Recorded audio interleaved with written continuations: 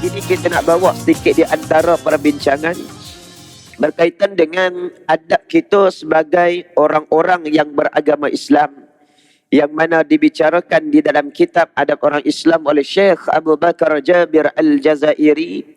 Dan kita nak melihat pada pagi ini di antara adab yang besar kita sebagai hamba kepada pencipta yang dinamakan adab terhadap Allah Subhanahu wa taala. Auzubillahi minasyaitonirrajim.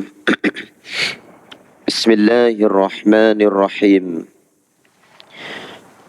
Assalamualaikum warahmatullahi taala wabarakatuh. Alhamdulillahi rabbil alamin.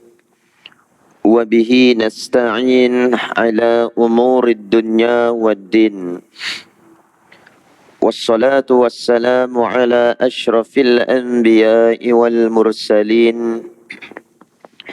Sayyidina Muhammadin wa ala alihi wa ashabihi wa man tabi'ahum bi ihsanin ila yaumiddin. Subhanaka la ilma lana illa ma 'allamtana innaka antal alimul hakim. Wala hawla wala quwwata illa billahil aliyyil azim.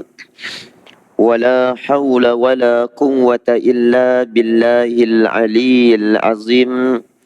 Wala hawla wala quwwata illa billahil aliyyil azim.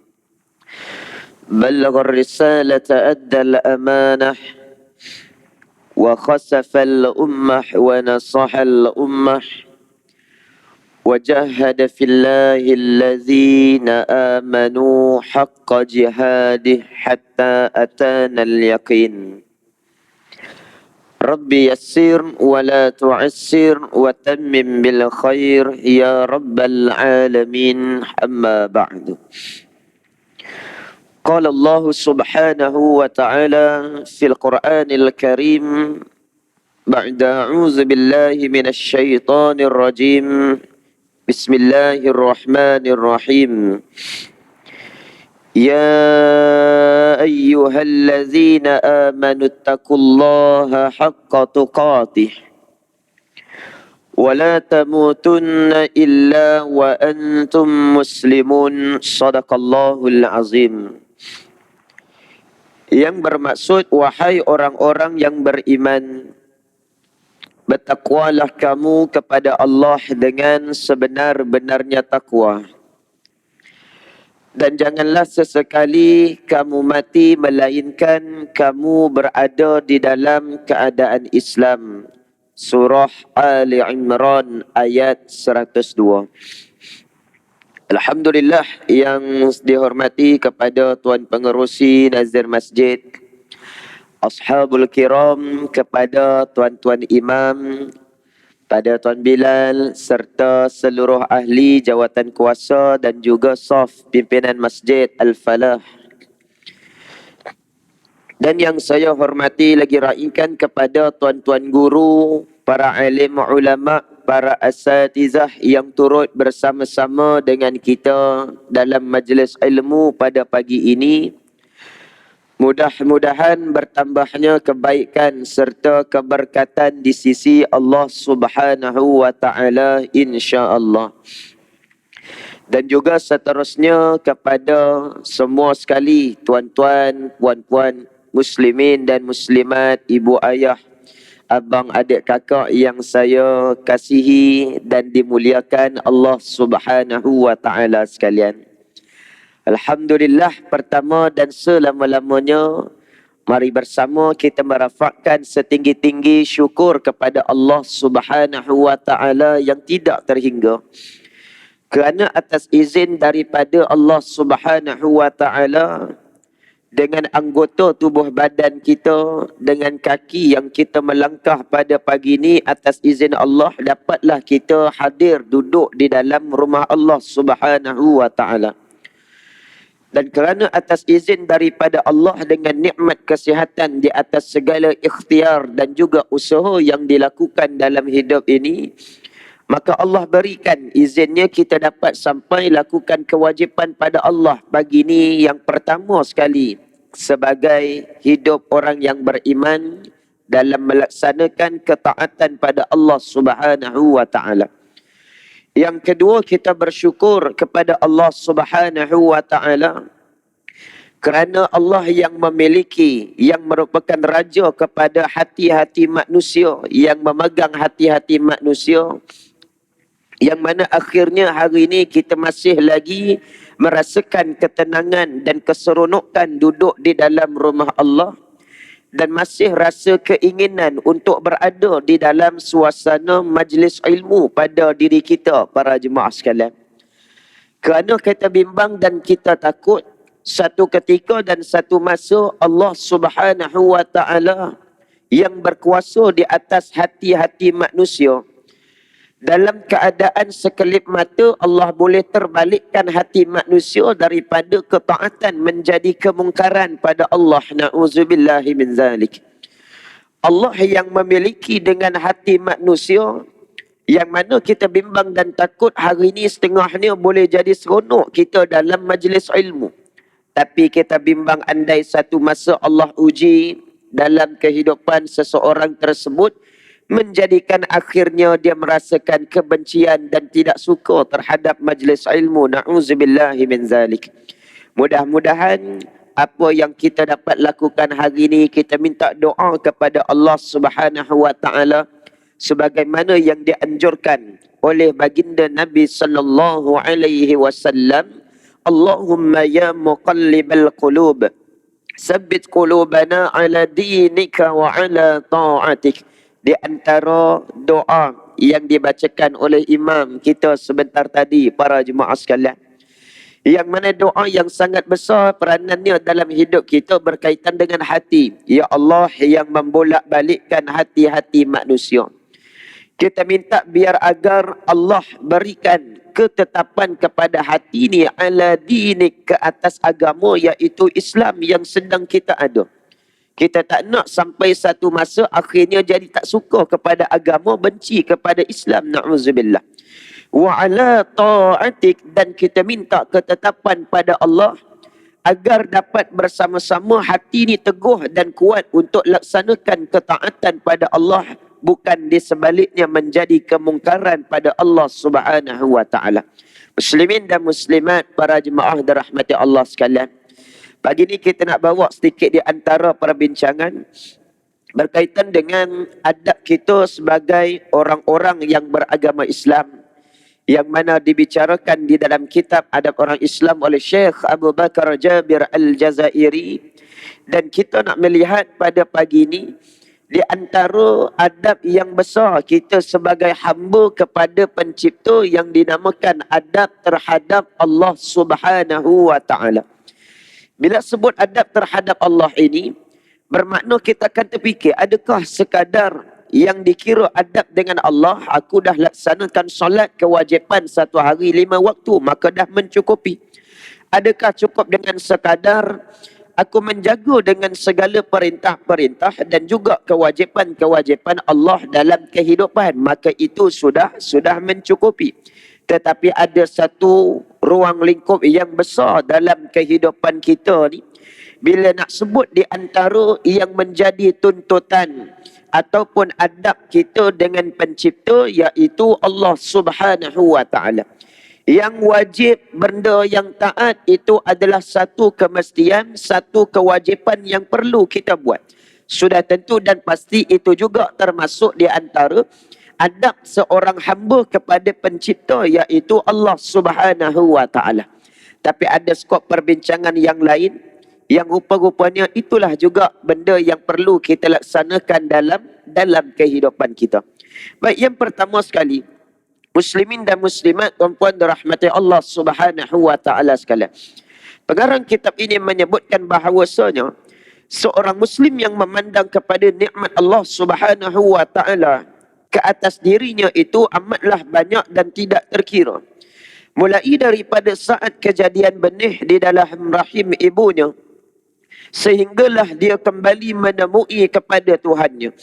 Oleh itu dia sentiasa mensyukuri kepada Allah di atas nikmat-nikmat tersebut dengan bertahmid memuji Allah melalui lidahnya dengan selayak-layak pujian dan melalui dengan anggota badannya kerana dapat digunakan bagi mentaati Allah Subhanahu wa taala.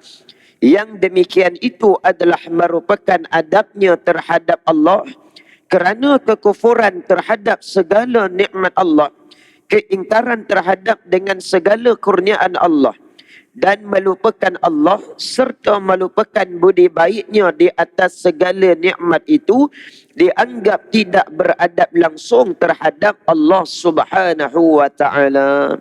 Jadi yang pertama ni para jemaah dirahmati Allah sekalian, yang disebut adab kita dengan Allah Subhanahu wa taala iaitu apa dia? Mensyukuri dengan segala nikmat yang Allah berikan di dalam kehidupan kita. Tu dan di antaranya kaedah kita mensyukuri dengan segala nikmat yang ada dalam kehidupan ni nak jadikan kita manusia yang beradab dengan Allah dalam erti kata yang bagaimana? Hendaklah kita melihat, hendaklah kita memandang bahawa okey, kita sambung para jemaah sekalian. Tak apa, biasa para jemaah dirahmati Allah. Bateri habis time tiba-tiba okey lagi para jemaah sekalian. Ada pernah saya kuliah tengah-tengah ceramah-ceramah tiba-tiba jadi short terpadam. Rupa-rupanya dia punya alat PA system tu wallahualam tak dapat nak tampung dengan mungkin ketinggian suara, tiba-tiba jadi short dekat dalam. Tu lagi jam para jemaah sekalian. Ni bateri tak apa lagi. Baik. Para jemaah dirahmati Allah Subhanahu wa taala sekalian. Baik, kita nak sebut yang tadi iaitu bagaimana adab terhadap Allah Subhanahu wa taala yang dihuraikan di sini dalam keadaan kita melihat nikmat yang Allah berikan dalam hidup itu adalah sangat luas dan tidak terbatas dalam kehidupan kita. Jadi itu kaedah cara kita nak memandang untuk jadi manusia yang beradab dengan Allah Subhanahu wa taala. Contoh erti katanya, kalaulah hari ini kehidupan kita tiba-tiba Allah uji dengan kepayahan. Kepayahan yang kita dapat, kesusahan yang sedang kita lalui itu sebenarnya para jemaah sekalian, masih lagi ada ruang-ruang, masih lagi ada bahagian yang kita boleh nampak, luas lagi nikmat yang Allah beri pada kita para jemaah sekalian. Sebab kesusahan yang kita lalui hari ini boleh jadi satu perkara yang senang pada pihak ataupun orang yang lain yang tak dapat seperti mana apa yang kita dapat. Contoh, tiba-tiba dalam masa seminggu kita rasa tak ada kenderaan para jemaah sekalian. Sebab apa dia? Kenderaan kereta jadi rosak. Kereta yang kedua pula pun tak boleh nak guna para jemaah sekalian. Kereta yang tiga pun tak boleh nak gerak juga. Motor memang tak ada dah para jemaah sekalian. Seolah-olah masa tu kita rasa dah susah sungguh para jemaah dirahmati Allah. Nak pergi kerja apa-apa semua kena guna public transport. Tapi yakin dan percayalah, dalam kepayahan dan kesusahan yang sedang kita lalui tersebut, maka di sana sebenarnya adalah satu nikmat bagi orang-orang yang mungkin tak sampai bersama-sama dengan kita para jemaah sekalian. Kita rasa susah dah, tapi orang lain duk tengok, alhamdulillah, walaupun dia ni kereta rosak, walaupun tak ada kenderaan nak pergi berulang-alik kerja, terpaksa naik dengan public transport. Yang mereka ni ada setengahnya nak naik public transport pun duk fikir banyak kali para jemaah sekalian. Dengan costing nak naiknya, baru pergi satu hala, nak baliknya pula lagi. Jadi di sini yang contoh di antara nak menunjukkan walaupun dalam kesusahan itu sebenarnya ada banyak lagi ruang-ruang nikmat yang Allah berikan kepada kita. Lalu muslimin muslimat dirahmati Allah, orang-orang yang dalam kehidupannya ini dia pandang dalam keadaan tersebut, maka disebutkan di sini dia tidak akan berhenti untuk sentiasa memuji Allah Subhanahu wa taala dengan bertahmid melalui lidahnya dengan selayak-layak pujian. Kalimah alhamdulillah itu sentiasa tak lekang daripada bibir mulutnya para jemaah sekalian. Dua kalimah yang sering kali jangan ditinggalkan apabila mula kepada sesuatu perkara ataupun perbuatan dan selesai daripada sesuatu perkara ataupun perbuatan tersebut. Apa dia kalimah yang mulia? Dimulai dengan bismillah dan diakhiri selesai dengan kalimah alhamdulillah.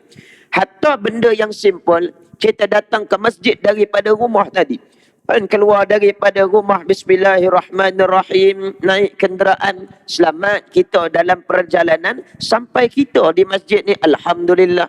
Sekejap lagi daripada masjid ni pula kita nak balik ke rumah kita, para jemaah sekalian.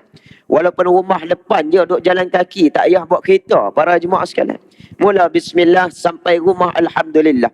Sebab tu banyak kalimah-kalimah doa yang dimulai dengan bismillah, diakhiri pengakhirannya dengan kalimah alhamdulillah. Termasuklah dengan tidur kita, para jemaah sekalian. Kan tidur kita di malam hari, kalimah dengan nama Allah, bismillah, bismikallahumma ahya wa amut. Habis daripada tidur, bangun balik kita daripada tidur tu, para jemaah sekalian, mulanya alhamdulillahillazi ahyana ba'dama amatana wa ilaihin nusyur. Sebab apa? Nak menunjukkan ruang nikmat Allah tu sangat luas. Mau tidur kejap lagi tadi, dan selepas daripada tu dapat bangun pula bertemu dengan kehidupan, alhamdulillah. Mu buat suatu perkara, selesai daripada buat suatu perkara tersebut dalam keadaan yang baik, dalam keadaan yang selamat, maka jangan lupa kalimah alhamdulillah itu, para jemaah dirahmati Allah. Baik, ini lidah yang tidak sentiasa lari daripada memuji Allah Subhanahu wa taala. Dan di dalam masa yang sama, termasuklah juga melalui dengan anggota tubuh badannya yang dapat digunakan bagi mentaati Allah Subhanahu wa taala. Orang yang dia beradab terhadap Allah, dia faham tentang luasnya nikmat Allah, bukan setakat lidahnya alhamdulillah, namun dari sudut perbuatannya dia akan lakukan perkara-perkara yang taat kepada Allah. Sebab apa dia? Dengan perkara yang taat ini, dia akan faham inilah di antara tanda aku bersyukur dengan nikmat yang Allah berikan kepada aku. Termasuk apa yang sedang kita buat daripada solat subuh tadi, para jemaah sekalian. Kan kita duk buat solat subuh, tanda apa dia? Kita syukur kepada Allah bagi peluang kita kehidupan. Sebab tu solat subuh ni yang pertama sekali dilakukan, didirikan di awal pagi selepas kita bangun daripada tidur, para jemaah sekalian.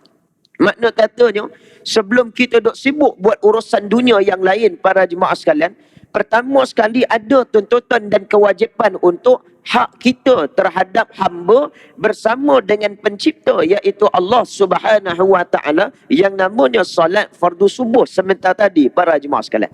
Habis daripada tu, barulah kita disibukkan dengan perkara-perkara yang lain dan juga urusan-urusan lain, para jemaah sekalian. Jadi kalau nak tengok urutan kehidupan kita ni bermula daripada waktu awal pagi sampailah waktu malam nanti kita nak tidur balik semula, sangat cantik, para jemaah dirahmati Allah. Allah bagi masa, lepas tu kita selesai buat urusan dunia kita, para jemaah sekalian.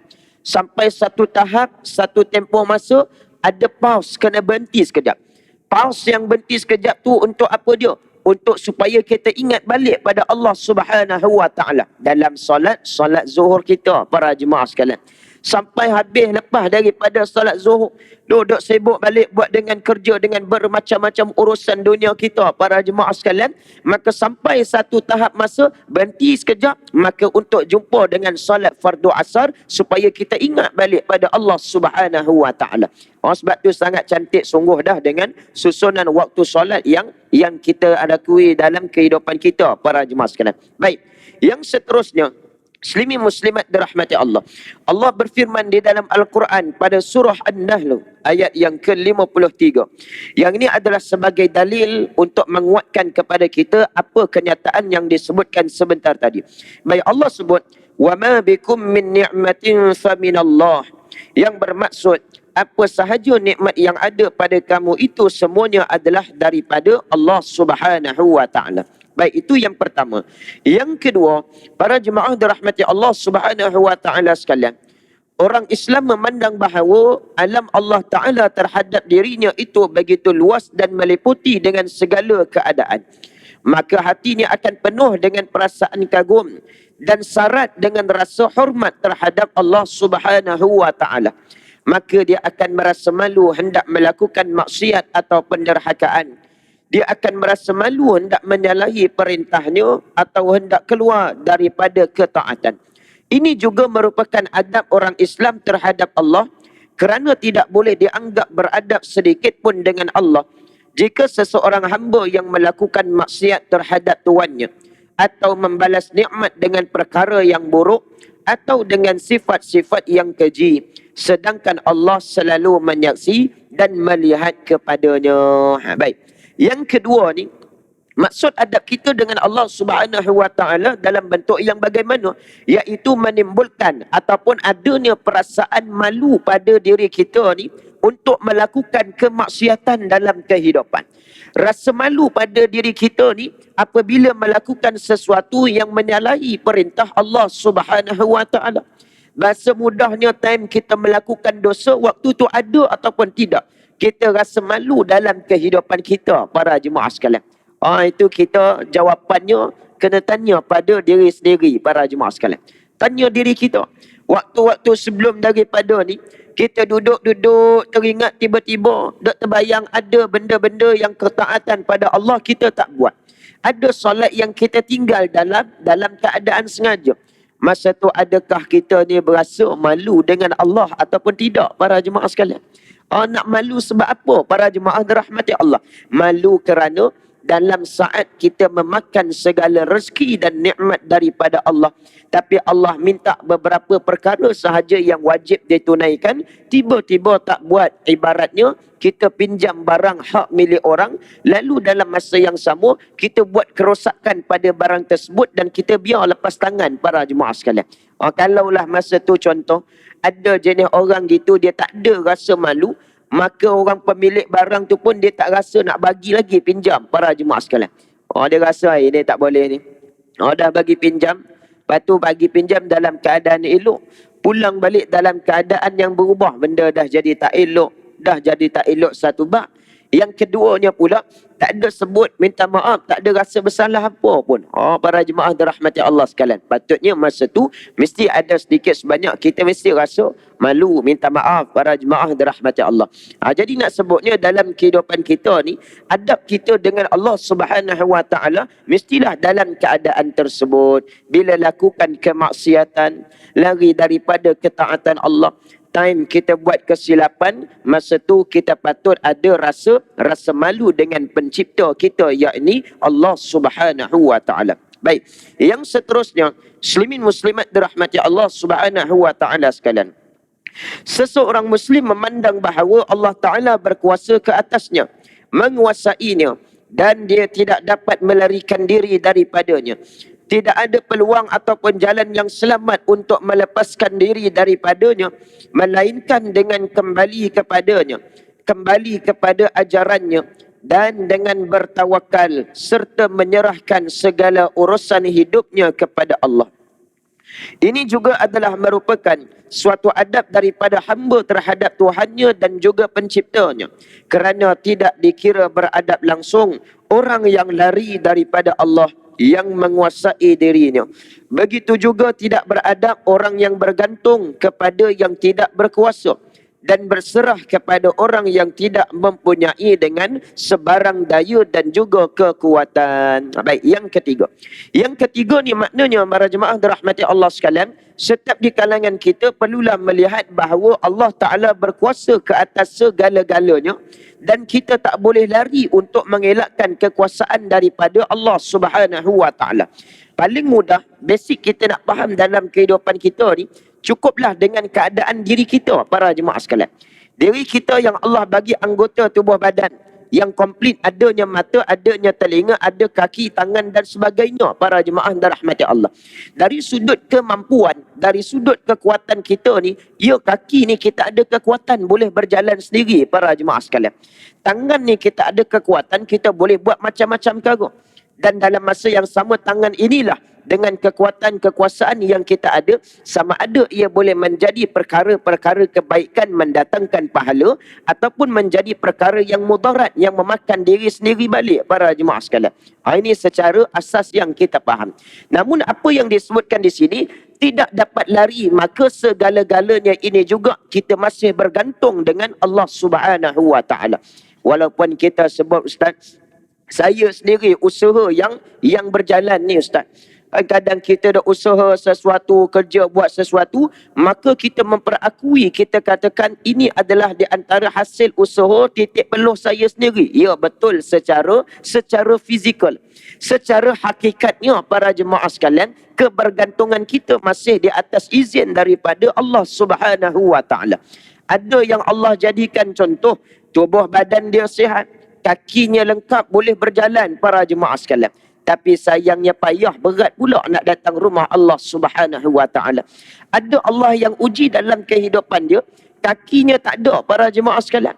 Hanya bergantung dengan kerusi roda untuk bergerak pergi ke mana-mana. Tapi dialah yang paling bersemangat untuk menjadi tetamu Allah, hadir ke rumah Allah Subhanahu wa taala. Yang kadang-kadang kita pun rasa segan para jemaah sekalian. Pada masa tempat saya belajar dulu, ada seorang hamba Allah gitu.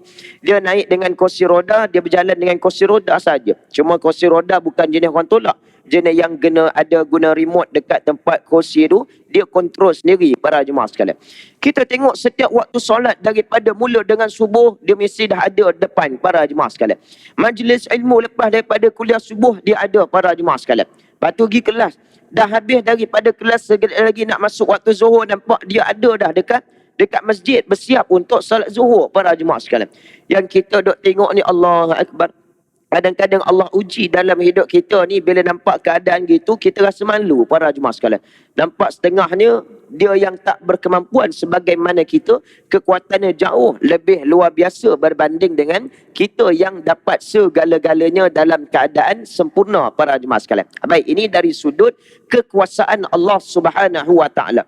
Dan juga termasuklah pergantungan kita dengan Allah Subhanahu wa taala dan berserah segalanya kepada Allah Subhanahu wa taala. Cuma berserah ini konsep dia mestilah selepas disusuli dengan sebarang bentuk usaha dan juga tindakan. Bukan berserah saja tanpa ada usaha apa-apa, tanpa tindakan apa-apa para jemaah dirahmati Allah. Jadi ini di antara 3 perkara kita dapat huraikan bersama yang dinamakan sebagai adab terhadap Allah Subhanahu wa taala. Jadi insya-Allah pertemuan yang akan datang kita sambung yang berikutnya, adab terhadap Allah Subhanahu wa taala. Macam mana pula lagi huraian yang disebutkan adab kita dengan Allah dalam kehidupan ni. Saya terpaksa berhenti di sini para jemaah sekalian. Saya nak kena balik semula ke Bangi. Ada program ikutkan pukul 8 ni, tapi itu pun saya minta supaya dragkan sikit emergency time pukul 8 suku para jemaah sekalian. Sebab balik tak tahu keadaan macam mana, ambillah emergency. Tapi sampai awal, kena mula awal pukul 8 para jemaah sekalian. Dan insya-Allah mudah-mudahan Allah berkati pertemuan kita dan mudah-mudahan Allah menjadi saksi terhadap pertemuan kita bersama-sama pada pagi ini di dalam majlis ilmu. Segala yang baik itu datangnya daripada Allah.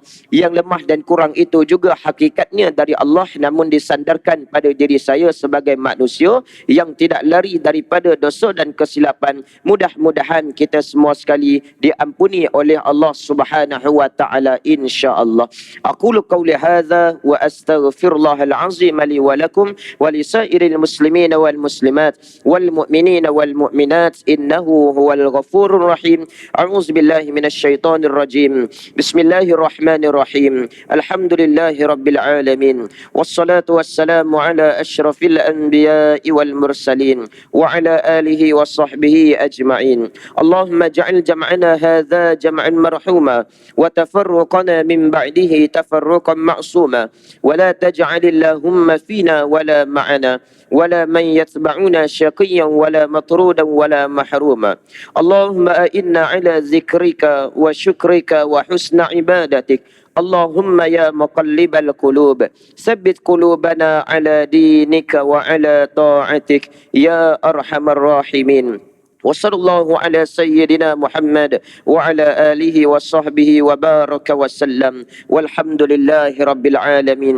تقبل الله منا ومنكم تسبيح فرح dan سورة العصر. سبحانك اللهم وبحمدك أشهد أن لا إله إلا أنت أستغفرك وأتوب إليك. بسم الله الرحمن الرحيم. والعصر إن الإنسان لفي خسر إلا الذين آمنوا وعملوا الصالحات وتواصوا بالحق وتواصوا بالصبر. والله أعلم. السلام عليكم ورحمة الله تعالى وبركاته.